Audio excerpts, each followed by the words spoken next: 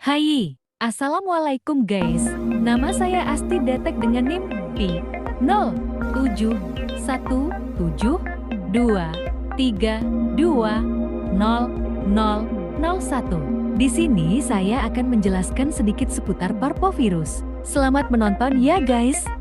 Parvo berasal dari bahasa Latin yaitu parvus yang berarti kecil. Rata-rata genom parvovirus memiliki 500 nukleotida dan memiliki diameter 18-28 nanomikro. Parvovirus adalah virus DNA rantai tunggal berukuran kecil dan tidak berkapsul. Parvoviridae adalah virus DNA untai tunggal karena tidak memiliki struktur sel sendiri. Virus ini menginfeksi sel-sel tubuh untuk bereplikasi. Parvovirus lebih disukai bereplikasi ketika sel berada dalam tahap mitosis, pembelahan sel seperti yang terlihat selama perkembangan janin.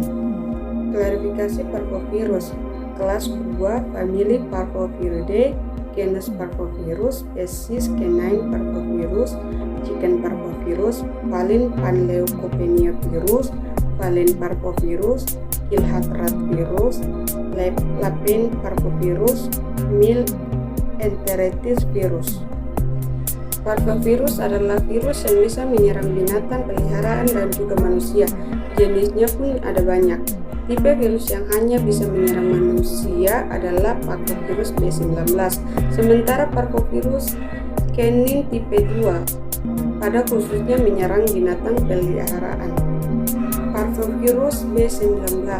Parvovirus B19 ditemukan pada tahun 1974 dan merupakan salah satu anggota famili Parvoviridae diketahui bersifat patogen pada manusia.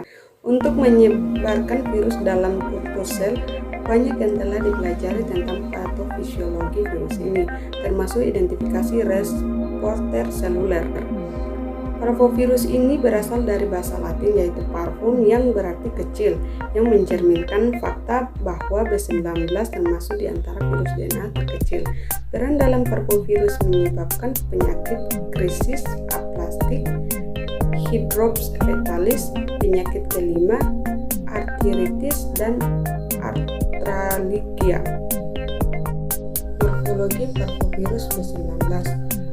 Parvovirus B19 memiliki struktur sederhana yang hanya terdiri dari dua protein dan molekul DNA untai tunggal linear. Partikel virus yang tidak berselubung berdiameter 22 hingga 24 nanomikro dan menunjukkan simetri ikosahedral dan seringkali kapsul kosong dan kapsul penuh terlihat dengan pewarnaan negatif. Gejala parvovirus. Gejala dimulai sekitar 6 hari atau berlangsung sekitar 1 minggu. Pasien yang terinfeksi dengan sistem kekebalan yang normal menular sebelum menjadi gejala, tetapi mungkin tidak setelahnya. Parvovirus B19 paling sering menyebabkan penyakit kelima, penyakit ruam ringan yang biasanya menyerang pada anak-anak.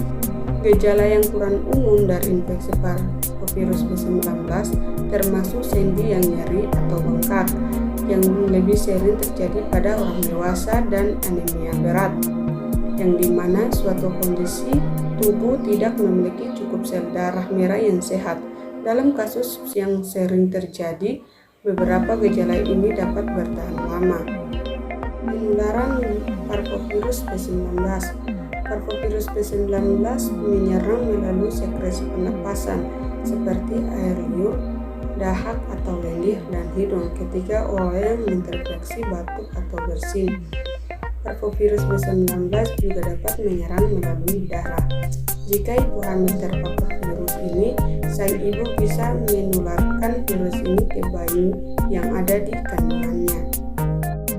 Diagnosis B19.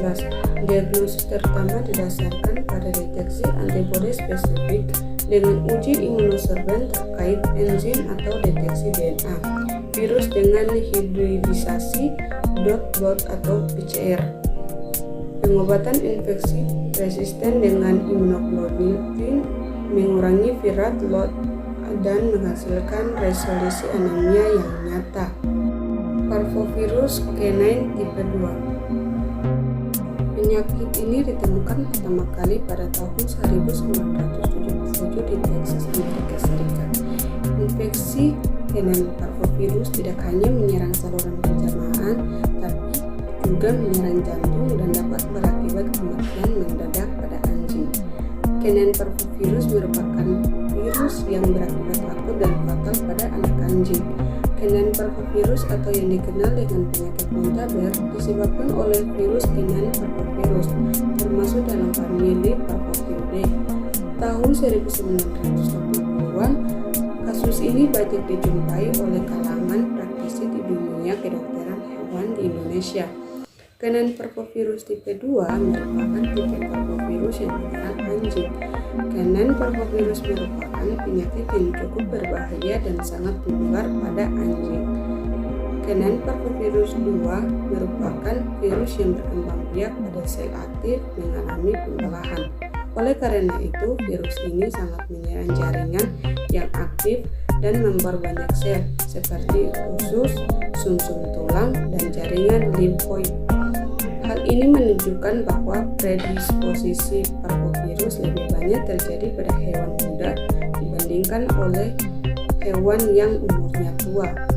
Walaupun tidak menutup kemungkinan hewan tua juga bisa terkena. Morfologi canine parvovirus. Canine parvovirus merupakan virus DNA rantai tunggal dengan diameter berkisar 20 nanomikron.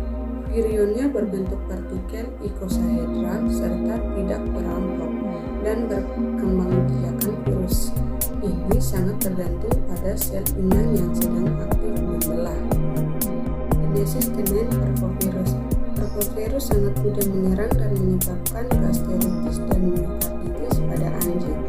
Karakteristik infeksinya bersifat akut sehingga dalam gejala akan muncul dalam waktu yang singkat setelah virus masuk.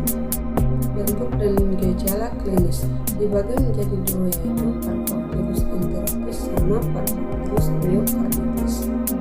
Yang pertama, gejala parvovirus enteritis. Gejala klinisnya, anak anjing memuntahkan bui yang berwarna kuning atau cairan yang bercampur darah. Pada hari kedua setelah terinfeksi, anak anjing mengalami diare yang bersifat profus dan berbau busuk, berwarna kelabu atau abu-abu kekuningan. Yang kedua, gejala parvovirus myokarditis. Anak anjing yang terkena parvovirus myokarditis yang sedang makan atau bermain akan berhenti menyerang atau berteriak, kejang-kejang, dan keluar busa dari hidung dan mulut diikuti dengan kematian dalam waktu beberapa hari sesudah gejala-gejala pertama dari infeksi terjadi. Penularan canine parvovirus. Hingga saat ini, canine parvovirus ditularkan secara alami melalui kontak langsung dengan anjing yang terinfeksi canine parvovirus atau makanan yang telah terkontaminasi virus canine parvovirus.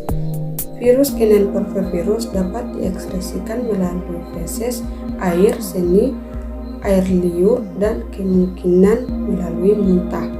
Virus canine parvovirus pada feses yang dapat terinfeksi selama 10-14 hari. Transmisi penularan canine parvovirus dapat terjadi melalui piring makan, tempat tidur, dan kandang yang telah terkontaminasi virus canine parvovirus. Penularan secara vertikal diduga dapat terjadi pada anjing yang sedang hamil. Terima kasih sudah menonton ya guys.